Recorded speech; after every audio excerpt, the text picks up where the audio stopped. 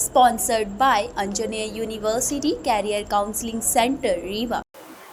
Budget पेश करने से पहले हो रही सर्वदलीय बैठक। नमस्कार, मैं आस्था, स्वागत है आपका। आप देख रहे हैं खबर आप तक। लोकसभा में बजट पेश करने से पहले आज सर्वदलीय बैठक हो रही है। हालांकि इसमें टीएमसी शामिल नहीं हुई। बता दें कि लोकसभा में केंद्रीय वित्त मंत्री निर्मला सीतारमण द्वारा 23 जुलाई को बजट पेश किया जाएगा। इसके पहले सर्वदलीय बैठक हो रही है। टीएमसी का कोई भी सांसद बैठक में शामिल नहीं हुआ। गौरतलब है कि फरवरी में सरकार ने अंतरिम बजट पेश किया था। यह बजट मोदी सरकार के तीसरे कार्यकाल का पहला बजट होगा। माना जा रहा है कि सरकार इस बार महंगाई को काबू में करने के लिए कोई बड़ी घोषणा कर सकती है। इस संबंध में खबर आप तक ने पेश होने वाले बजट से लोगों को क्या उम्मीदें हैं, जानकारी साझा की है। आइए आप भी सुनिए। आपका नाम और क्या करते हैं? जी, मेरा नाम अनुराग चतुर्वेदी है। वर्तमान में मैं पीएचडी कर रहा हूं और युवा मोर्चा बीजेपी से जुड़ा हुआ युवा पदाधिकारी हूं। 23 जुलाई 2024 को इस बार की सरकार का बजट पेश हो रहा है। इस पर क्या उम्मीद रखते हैं आप? कैसा बजट होगा ये? धन्यवाद। मेरा मानना है कि वर्तमान का जो बजट आ रहा है देश के लिए होगा, देश के युवाओं के लिए होगा।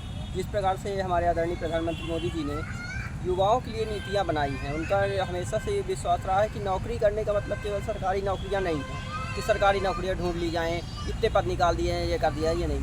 उनका उद्देश्य रहा है कि देश के युवाओं को आत्मनिर्भर बनाया जाए। क्योंकि एक्चुअल में क्या हो रहा है कि देश की जनसंख्या इतनी ज़्यादा है कि हर व्यक्ति को सरकारी नौकरी नहीं दी जा सकती, नहीं इतने पद ही हैं। तो आत्मनिर्भर बनाया जाए, इसलिए आत्मनिर्भर भारत का जो कॉन्सेप्ट उन्होंने लाया था 2014 के बाद से, कितने स्टार्टअप खुले, कितनी चीज़ें हुई, उसकी वजह से देखिए आज देश का युवा आत्मनिर्भर बना है और युवाओं को मजबूत किया जा रहा है। क्योंकि युवा जब मजबूत होंगे तभी हम विश्व गुरु बन सकते हैं, जो भारत की अवधारणा है, जो हमारी चेतना को जगाया जा रहा है। देखिए, नई शिक्षा नीति आई, नई चेतना के लिए आई। इस नई शिक्षा नीति के द्वारा हम लोगों ने वो पुरानी चीज़ों को लागू करना चाहा। जो मैकाले की शिक्षा नीति थी उसको समाप्त करके भारत की वैदिक परंपराओं को लागू करने के लिए नई शिक्षा नीति लाई गई है। आपका नाम क्या है और किस कार्य को आप इस समय कर रहे हैं? किस व्यवसाय से जुड़े हुए हैं? मैं प्रभात कुमार पांडे हूँ। मैं कांग्रेस पार्टी का एक कार्यकर्ता हूँ। वही मेरा व्यवसाय मानिए और वही मेरा एक समाज का कल्याण का कार्य मानिए। कहा गया है कि युवाओं के लिए खास होगा ये बजट। इस पर क्या बोलेंगे आप? कैसा लग रहा है? आप कैसा बजट आना चाहिए? देखिए, बजट आ जाए 23 जुलाई को आना है तो आ जाए, स्वागत है। बशर्ते मेरा अनुमान है कि बजट अभी मध्य प्रदेश में भी लागू जो हुआ था उसमें तो बेरोजगारों के लिए, युवाओं के लिए, किसानों के लिए, महिलाओं के लिए, महिला सशक्तिकरण के लिए तो ऐसा कुछ नहीं है। तो देखिए, मेरा राज्य सरकार से और केंद्र सरकार से अनुरोध है कि गरीबों, महिला, युवाओं जो दिनों दिन बेरोजगारी बढ़ती जा रही है, तो इन सब के लिए तो बजट होना चाहिए। आपका नाम और क्या व्यवसाय करते हैं आप? मेरा नाम अखिलेश मणि मिश्रा है और मैं एंटरप्रेन्योरशिप पे और युवाओं के जीवन को कैसे और अच्छा किया जाए इस पे हम काम करते हैं। बिल्कुल बड़ी बात कही गई है कि राज्य सरकार का बजट आया, उस पर कुछ नहीं मिला युवा वर्ग को खासकर। अब जो केंद्र सरकार का बजट आ रहा है, इस पर क्या विचार है आपके? क्या लग रहा है, कैसा होना चाहिए? मेरा मानना ये है कि कोई भी सरकार जब बजट बनाती है तो उसमें युवाओं को और आम पब्लिक को नज़र रखा जाता है। ऐसा नहीं है कि उनको नज़र से हटाया जाता है। और एक मेरे नज़र में एक बहुत बड़ी इंडस्ट्री उभर कर आई है।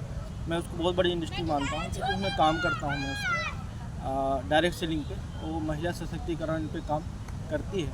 अभी 8 मार्च को दिल्ली के इंदिरा गांधी स्टेडियम में बहुत बड़ा कार्यक्रम हुआ था। इसमें पीयूष गोयल जी और स्मृति ईरानी जी शामिल हुई थी। डायरेक्ट सेलिंग का कार्यक्रम था। महिला सशक्तिकरण पे महिलाओं के ऊपर चर्चा की गई थी। तो मेरा सबसे बड़ा उत्साह ये रहेगा कि डायरेक्ट सेलिंग पे क्या बजट बनाते हैं, क्या उस पर नज़र डालते हैं। नई सरकार बन चुकी है, अब इसका नया बजट आ रहा है 23 जुलाई 2024 को। आप युवा हैं, क्या उम्मीद करते हैं इस नए बजट से? मेरा नाम रितेश तिवारी है और एक युवा होने के नाते बहुत सारी महत्वाकांक्षाएँ हैं नई सरकार के साथ। सबसे पहले आप लोग ने देखा होगा रिसेंटली काफ़ी सारी रिपोर्ट्स आई हैं आरबीआई की तरफ से, काफ़ी सेंट्रल गवर्नमेंट की तरफ से कि जो हमारी मध्य प्रदेश सरकार है ये उधार बहुत ज़्यादा ले रही है, जिसके कारण फिजिकल डिफिसिट काफ़ी ज़्यादा जा रहा है।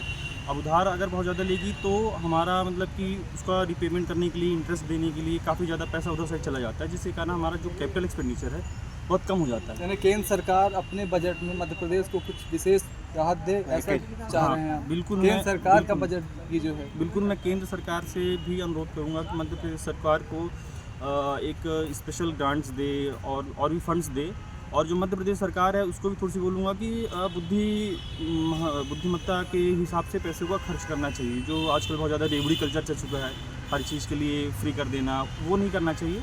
जो लोग एलिजिबल हों, जिनको देना उपयोगिता मानी जाए, उनको करना चाहिए। कैपिटल एक्सपेंडिचर में ज़्यादा खर्च करना चाहिए। रोड, सड़कें, बिजली, स्वास्थ्य, शिक्षा, इन सब पे उनको सबसे ज़्यादा ध्यान देना चाहिए। और युवा होने के नाते 23 जुलाई 2024 को बजट आ रहा है भारत सरकार का। इस बार क्या उम्मीद है इस नई सरकार के नए बजट से आपको?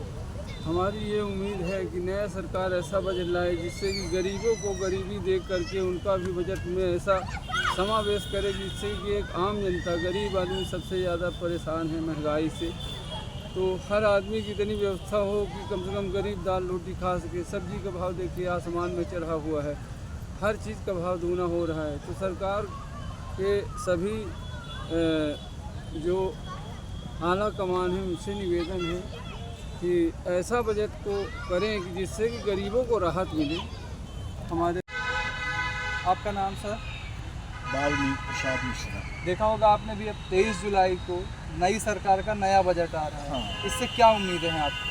हमें उम्मीद है कि जो अभी कर्मचारियों का, पेंशनर्स का जो है डीए अभी सेंट्रल गवर्नमेंट से 4% कम है, उसको बराबर कर दे, जो कि अभी 1 जनवरी से दे, जो जुलाई से दे होगा वो अलग ड्यू हो जाएगा। और टैक्सेशन का हमें और ज़्यादा ज्ञान नहीं है। टैक्सेशन में भी लगता है कि जो स्टैंडर्ड डिडक्शन हुआ करता था इनकम टैक्स पे को, गवर्नमेंट सर्वेंट पेंशनर्स को, तो स्टैंडर्ड डिडक्शन न्यू रिजीम में टैक्स के ख़त्म कर दिया है, तो उसको कुछ प्रोविज़न कर दे स्टैंडर्ड डिडक्शन। और जो 30% की लिमिट है उसको, अभी 15 लाख है न्यू टैक्स रिजीम में, उसको कम से कम 20 लाख कर दें, क्योंकि 15 लाख आज की महंगाई के हिसाब से 1/3 टैक्स जाना बहुत भारी पड़ जाता है। One of the best university option for student is Anjaneya university career counselling centre अब आपके रीवा शहर में भी शुरू। पता याद रखें, Gayatri Enterprises, Tandon Tower in front of Lotus Tower near Khutehi, Rewa, Madhya Pradesh. अधिक जानकारी के लिए सेंटर विजिट करें या दिए गए नंबर पर कॉन्टैक्ट करें 9201679760 पर।